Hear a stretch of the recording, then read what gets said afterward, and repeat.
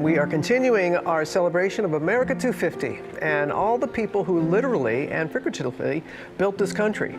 Right now, we can exclusively share a new report from ABC News in a first-of-its-kind collaboration with the 10 Million Names Project, an initiative dedicated to finding the names of the roughly 10 million people who were enslaved in pre- and post-colonial America. We set out to find the living descendants of the enslaved people who built the White House.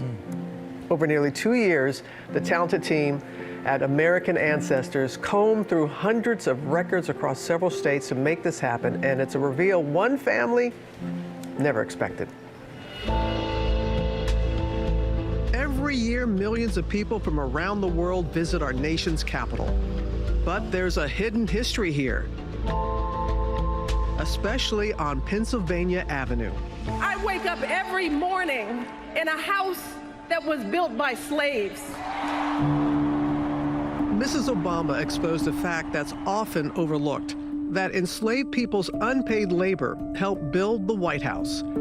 Her comment inspired an ambitious question that for America's 250th anniversary, we set out to answer. Could we find the living descendants of the enslaved people who built the White House, an endeavor that's never been accomplished before?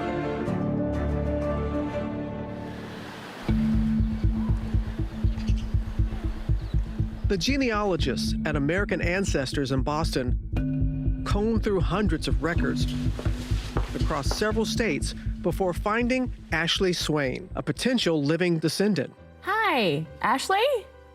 Hi, yes. And after confirming her family's genealogy, I'm talking to the right person. That's really great news. we asked her and her mother, Jackie, to come to Washington, D.C.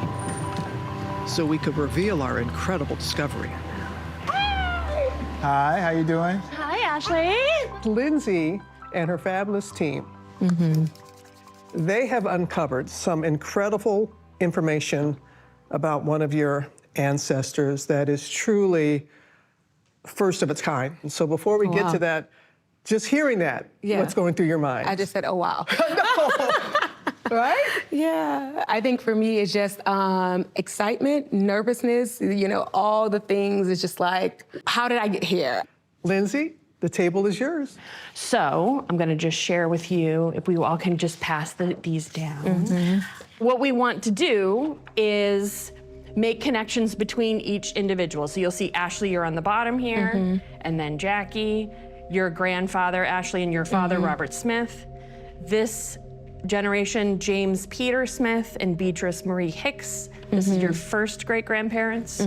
Your second great-grandparents are James Hicks and Fanny Rome. Your third great-grandparents are William Hicks and Sarah E. Ambush.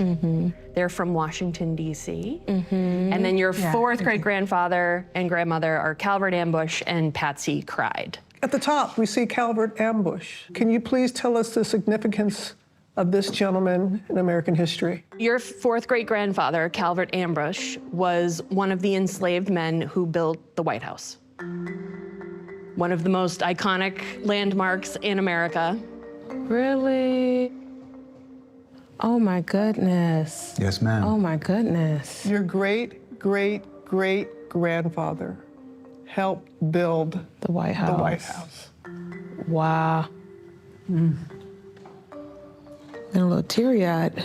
To know that you have an ancestor that has goodness. such a significant role in our country's history. Yes.